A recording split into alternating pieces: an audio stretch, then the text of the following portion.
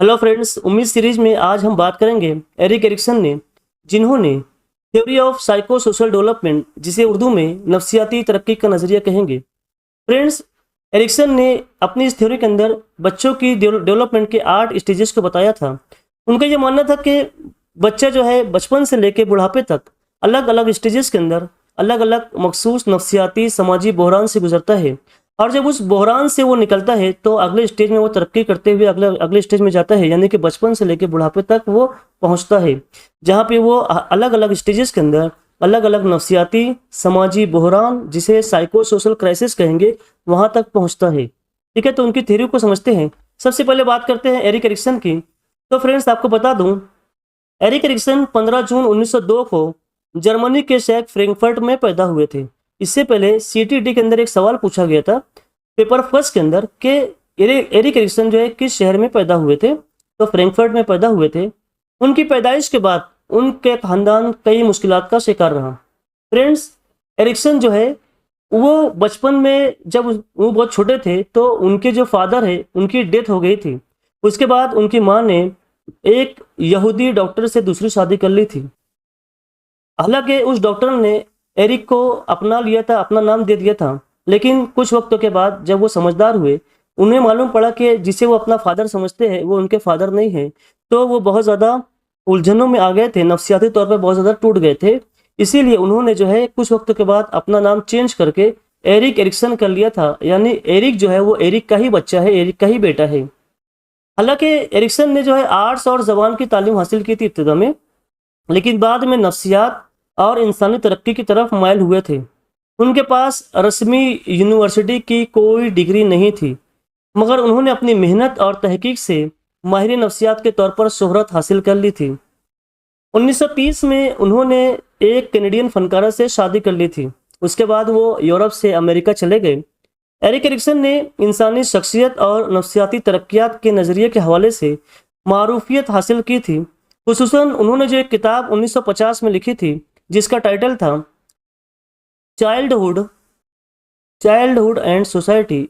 इस किताब के अंदर उन्होंने अपनी इस थ्योरी को पेश किया था, जिसके बाद वो माहिर नफ्सियात के तौर पे बहुत ज़्यादा शोहरत हासिल कर ली थी। एरिक एरिक्सन गांधी जी के से बहुत ज़्यादा मुतासिर थे, इसीलिए उन्होंने 1969 यानी कि 1969 के अंदर गांधी जी के ऊपर एक किताब लिखी थी जिसका नाम उन्होंने रखा था गांधी ट्रूथ। गांधी ट्रूथ के अंदर उन्होंने जो है गांधी जी के बारे में बहुत सारी बातें लिखी हुई है। तो एक सवाल इससे पहले पूछा गया था कि एरिक्सन ने इनमें से कौन सी किताब जो है गांधी जी के ऊपर लिखी थी, तो याद रखिए कि गांधी ट्रूथ के नाम से उन्होंने 1969 के अंदर किताब लिखी थी। देखिए, एरिक्सन ने जो है जिंदगी भर इंसानी शख्सियत को एक मुतहर्रिक और लचकदार चीज़ के तौर पर देखा था, जो पैदाइश से मौत तक मुख्तलिफ नफ्सियाती और समाजी तब्दीलियों से गुजरता है। उन्होंने इसका बहुत गहराई से ऑब्जर्वेशन किया था। उनका ये मानना था कि हर उम्र के मरहले में एक मखसूस नफ्सियाती समाजी बहरान को उन्होंने अपने थ्योरी के अंदर वाज़ेह किया था। उनका ये मानना था कि अगर इन समाजी और नफ्सियाती बहरान से बच्चों को निकाला जाए तो उनके अंदर एतमाद, खुद मुख्तारी, वफादारी, मोहब्बत वगैरह पैदा की जा सकती है, जो शख्सियत की मजबूती का सबब बनते हैं। उनकी थ्योरी का एक मकसद ये भी है कि इंसान जो है ज़िंदगी भर इंसान की जो नशोनुमा की तस्वीर पेश करना, ताकि आगे चलकर तालीमी, नफ्सियाती और माशरती मसाइल का बेहतर अंदाज में इलाज किया जा सके। लिहाजा एरिक एरिक्सन का नज़रिया बुनियादी तौर पर इंसान की शख्सियत की मुकम्मल और मुतवाज़न तरक्की को फ़रोग़ देता है, नफ्सियाती मुश्किलात की शनाख्त करता है और हर उम्र के इंसानी तजुर्बात को समाजी तनाज़ुर में समझने के लिए बनाया गया था। तो चलिए इन स्टेजेस को और जो जो मसाइल इंसान जो है अलग अलग स्टेजेस में सामना करता है, चाहे वो नफ्सियाती हो या समाजी, उसको जो है किस तरीके से बच्चा जो है निकल सकता है, उसको समझने की कोशिश करते हैं। बात करते हैं स्टेजेस की। तो एरिक्सन ने 8 स्टेजेस बताए थे। पहला स्टेज उन्होंने बताया था स्टेज नंबर 1, 0 से लेकर 1 साल तक के बच्चे, जिसे ट्रस्ट और मिसट्रस्ट का नाम उन्होंने दिया था। ट्रस्ट और मिसट्रस्ट का नाम दिया था उन्होंने। उनका यह मानना था कि उर्दू में से हम कहेंगे एतमाद बमुकाबला अदम एतमाद। देखिए, एरिक्सन ने बताया था कि इस उम्र में बच्चा माँ से मोहब्बत और खुराक हासिल करके एतमाद पैदा करता है। अगर बच्चे की ज़रूरियात पूरी ना हो तो उसे अदम एतमाद हो जाता है। मिसाल के तौर पे अगर बच्चा रोता है और माँ फौरन उसकी मदद करती है तो बच्चा दुनिया पर एतमाद करना सीखता है। लेकिन अगर बच्चा रोता है और माँ उसकी मदद नहीं करती है तो बच्चे के अंदर जो है अदम एतमादी आ जाती है। तो इसीलिए उन्होंने कहा था कि इस एज के अंदर बच्चों के अंदर एतमाद पैदा करना चाहिए, उनकी मदद करनी चाहिए। इसके बाद उनका मानना था कि बच्चा जो है दूसरे स्टेज में जाता है, जिसका नाम उन्होंने दिया था autonomy versus shame and doubt का। स्टेज नंबर 2 इसे कहा जाता है। 1 से लेकर 3 साल तक के बच्चों को इसमें उन्होंने शामिल किया था, जिसे उर्दू में खुद मुख्तारी बमुकाबला शर्मिंदगी और शक कह सकते हैं। उनका यह मानना था कि इस एज में बच्चा जो है खुद मुख्तारी सीखता है, यानी कि खुद से काम करने की कोशिश करता है। जैसे इस उम्र में बच्चा जो है खुद से खाना खाने या चलने की कोशिश करता है। उनका यह कहना था कि अगर बच्चा जो है चलने की कोशिश कर रहा है या कोई काम करने की कोशिश कर रहा है, लेकिन अगर उसे बार बार रोका जाता है या डांटा जाता है तो वो शर्मिंदगी महसूस करने लगता है। उसके बाद जो है वो कोई भी काम करने की कोशिश नहीं करता है। इसके लिए उनका मानना था कि इस उम्र में बच्चे अगर खुद से कोई काम करना सीखते हैं, यानी खुद से खाना खाने की कोशिश करते हैं या चलने की कोशिश करते हैं, तो उन्हें रोकना नहीं चाहिए। उन्होंने बताया था कि मिसाल के तौर पे अगर बच्चा खुद से कपड़े पहनने की कोशिश करे और वालिदैन हौसला अफजाई करे तो वो खुद मुख्तार बन जाता है। देखिए, ठीक है, तो यहाँ पे वो चीज़ों को सीख करने लगता है। उसके बाद उन्होंने तीसरा कंसेप्ट दिया था इनिशिएटिव वर्सेस गिल्ट का। स्टेज नंबर 3 से लेकर 5 साल तक के बच्चे इसमें शामिल किए थे उन्होंने, जिसे प्री स्कूल ईयर्स भी हम कह सकते हैं। उर्दू में इसे पेश कदमी मुकाबला एहसास गुना। बहुत इंटरेस्टिंग जो है ये स्टेज होता है। एरिक्सन का मानना था कि बच्चा जो है इस उम्र में अपने फैसले खुद करने की कोशिश करता है और नए काम करना शुरू कर देता है। अगर इसे बहुत ज़्यादा रोका जाए तो उसे लगता है कि उसने जो काम किया है उसने ऐसा कोई गुनाह कर दिया है, कोई गिल्ट उसे महसूस होने लगता है। मिसाल के तौर पे बच्चा खेल के दौरान नया खेल सीखता है, अगर वालिदैन इसकी कोशिशों की तारीफ करे तो उसमें हौसला बढ़ता है। लेकिन अगर उसे रोक दिया जाए कि खेल मत खेलो तो बच्चे को लगता है कि उसने कोई गुनाह कर दिया है। इस स्टेज के अंदर उन्होंने इनिशिएटिव और गिल्ट का कंसेप्ट दिया था। उसके बाद उन्होंने बताया था कि जो चौथी स्टेज होती है, स्टेज नंबर 4, जिसमें 6 से लेकर 11 साल तक के बच्चे शामिल होते हैं। मिडिल स्कूल के बच्चे इसमें उन्होंने शामिल किए थे, जिसका उन्होंने नाम दिया था इंडस्ट्री वर्सेस इंफीरियोरिटी का नाम दिया था। उर्दू में हम इसे कहेंगे नेमत वर्सेस जो है कमतरी का। ये नात नहीं है, नेमत है, नेमत बमुकाबला कमतरी का। उनका मानना था कि इस उम्र में बच्चे जो है सीखने और काम करने में महारत हासिल करना शुरू कर देते हैं। अगर इनकी कोशिशों को नज़रअंदाज किया जाए तो वो खुद को कमतर समझने लगते हैं, कमतरी में चले जाते हैं, एहसास कमतरी में चले जाते हैं, जिसे उन्होंने इंडस्ट्री वर्सेस इंफीरियोरिटी का नाम दिया था। मिसाल के तौर पे इस उम्र में बच्चे जो है स्कूल में अगर अच्छी कारकर्दगी करते हैं तो उनको जो है टीचर की तरफ से तारीफ की जानी चाहिए, तो वो मेहनत करना जारी रखते हैं। लेकिन अगर उनकी जो है कोई तारीफ नहीं की जाती है तो वो एहसास कमतरी में चले जाते हैं। यहाँ पे वो जो है इस तरीके से एक समाजी बहरान में और नफ्सियाती बहरान में फंस जाते हैं। तो यहाँ से बच्चों को नफ्सियाती बहरान से निकालने के लिए बच्चों के जो काम करते हैं वहाँ पर उनकी तारीफ की जानी चाहिए। उसके बाद उनका मानना था कि बच्चे जो है अगली स्टेज में जाते हैं, जिसे उन्होंने नाम दिया था आइडेंटिटी वर्सेस कन्फ्यूजन का। स्टेज नंबर 5, 12 से लेकर 18 साल तक के जो टीनेजर्स होते हैं, टीनेजर्स, उसके अंदर उन्होंने इसको शामिल किया था। उर्दू में इसे हम कहेंगे शनाख्त व मुकाबला किरदार में इबहम। ठीक है, इस स्टेज के अंदर एरिक्सन का मानना था कि नौजवान अपने आप को जानने की कोशिश करते हैं। अगर वो अपनी पहचान ना बना सके तो उलझन का शिकार हो जाते हैं।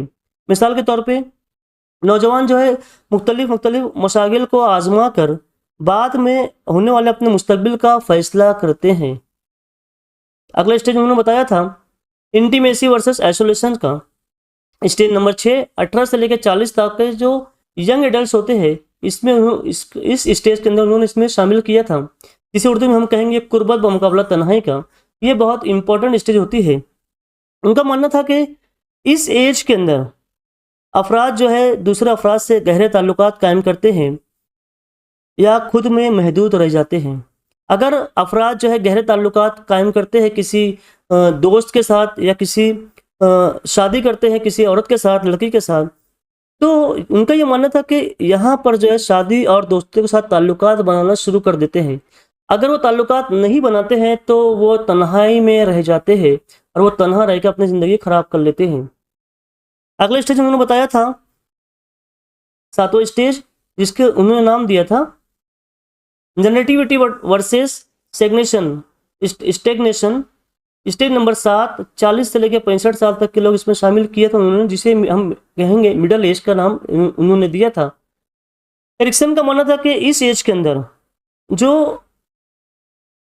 कुर्बत हासिल करते हैं, यानी जो शादी करते हैं और गहरे ताल्लुकात दोस्तों के साथ बनाते हैं, वो अगले स्टेज के अंदर समाज और खानदान के लिए काम करते हैं या खुद में महदूद रह जाते हैं। यानी कि जो शादी और दोस्तों के साथ ताल्लुकात बनाते हैं छठे स्टेज के अंदर, वो आगे जाकर अपने समाज और खानदान के लिए काम करते हैं, लेकिन जो तन्हा रह जाते हैं उनके ऊपर जमूदियत तारी हो जाती है, यानी कि वो आगे चल के कुछ काम नहीं कर पाते हैं। उसके बाद उन्होंने आखिरी स्टेज बताया था, आठवां स्टेज, सालमियत बमुकाबला मायूसी, यानी कि integrative versus despair. Stage number 8, 65 साल से लेके जो डेथ होती है वहां तक के जो ओल्ड एडल्टहुड है उसको इन्होंने इसमें शामिल किया था। देखिए, एरिक्सन का मानना था कि इस एज के अंदर जो बूढ़े लोग होते हैं अपनी ज़िंदगी का जायज़ा लेते हैं। अगर अपनी ज़िंदगी से मुतमईन होते हैं तो सालमियत महसूस करते हैं। देखिए, यहाँ सालमियत महसूस करते हैं, लेकिन अगर अपनी ज़िंदगी से वो मुतमईन नहीं होते हैं तो मायूसी का शिकार हो जाते हैं, मायूस हो जाते हैं। इस तरीके से उन्होंने 8 मराहिल बताए थे। तो हम ये कह सकते हैं कि एरिक्सन के नज़रिए के मुताबिक इंसान की शख्सियत ज़िंदगी के मुख्तलिफ मराहिल में नफ्सियाती और समाजी चैलेंजेस का सामना करती है।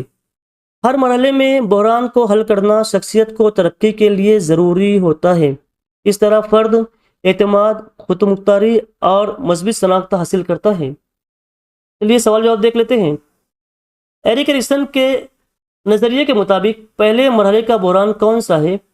क्या वो एतमाद बमुकाबला अदम एतमाद है, खुद मुख्तारी बमुकाबला शर्मिंदगी है, सनत बमुकाबला कमतरी है, या कुर्बत बमुकाबला तन्हाई है? तो देखिए, हम लोगों ने 8 स्टेजेस ऑलरेडी देखे हुए हैं। तो पहले स्टेज के बारे में पूछा गया है, तो पहले स्टेज कौन सा है? अदम एतमाद बमुकाबला अदम एतमाद। तो पहला जो है इसका आंसर आएगा अदम एतमाद बमुकाबला अदम एतमाद। अगला सवाल, दूसरे मरहले में बच्चा किस खूबी को सीखता है? एतमाद को, खुदमुख्तारी को, सनत को, या वफादारी को? तो देखिए, दूसरे मरहले में बच्चा जो है कौन सी खूबी सीखता है? उसके अंदर जो है खुद एतमादी आ जाती है, खुद से काम करने की शुरुआत कर देता है। अगला सवाल, इब्तदाई बच्चे किस मरहले में पेशकदमी और एहसास गुनाह का सामना करते हैं? क्या वो 1 से लेकर 3 साल तक के बच्चे होते हैं, 3 से लेकर 5 साल तक के, 6 से लेकर 11 साल तक के बच्चे, या 12 से लेकर 18 साल तक के बच्चे? तो फ्रेंड्स, आपको बता दूं कि इब्तदाई बच्चे जो है 3 से लेकर जो 5 साल तक के होते हैं, इस मरहले में पेशकदमी और एहसास गुनाह का सामना करते हैं। अगला सवाल, सनत और कमतरी का तनाज़ा किस उम्र में होता है? 3 से लेकर 5 साल तक, 6 से लेकर 11 साल तक, 12 से लेकर 18 साल तक, या 40 से लेकर 65 साल तक? तो फ्रेंड्स, आपको बता दो कि सनत और कमतरी का तनाज़ा जो है वो 6 से लेकर जो 11 साल तक के बच्चे होते हैं इस उम्र में होता है। नौजवानों का मरहला कौन सा है? क्या वो एतमाद बमुकाबला अदम एतमाद है, शनाख्त बमुकाबला इबहाम है, सनत बमुकाबला कमतरी है, या सालमियत बमुकाबला मायूसी है? तो देखिए, नौजवानों का मरहला उन्होंने बताया था शनाख्त बमुकाबला इबहाम का जो मरहला होता है ये नौजवानों के लिए उन्होंने बताया था। बालिग उम्र में कौन सा बहरान सामने आता है? खुद मुख्तारी बमुकाबला शर्मिंदगी, पेशकदमी बमुकाबला एहसास गुनाह, कुर्बत बमुकाबला तन्हाई? तो देखिए, बालिग उम्र के अंदर जो है ये आता है हमारा पेशकदमी बमुकाबला एहसास गुनाह। इसका जवाब जो आएगा, हाँ, पेशकदमी बमुकाबला एहसास गुनाह। अगला सवाल, दरमियानी उम्र में कौन सा बहरान पेश आता है? क्या वो पैदावारी बमुकाबला जुमूद है, शनाख्त बमुकाबला इबहाम है, एतमाद बमुकाबला अदम एतमाद है, पेशकदमी बमुकाबला एहसास गुनाह है? तो देखिए, दरमियानी उम्र में जो है पैदावारी बमुकाबला जमूद ये बहरान पैदा होता है। अगला सवाल, बुढ़ापे में फर्द किस बहरान से गुजरता है? क्या वो सनत बमुकाबला कमतरी है, कुर्बत बमुकाबला तन्हाई है, सालमियत बमुकाबला मायूसी है या शनाख्त बमुकाबला इबहम है। तो देखिए बुढ़ापे के अंदर जो है सालमियत बमुकाबला मायूसी के अंदर जो है वो ये बहरान से गुजरता है। तो फ्रेंड्स आई होप कि आप लोगों को ये थ्योरी समझ में आई होगी। अगर ये थ्योरी आपको अच्छी लगी तो वीडियो को लाइक कीजिए, दोस्तों के साथ शेयर कीजिए। कल मिलते हैं नई वीडियो के साथ, तब तक के लिए बाय बाय।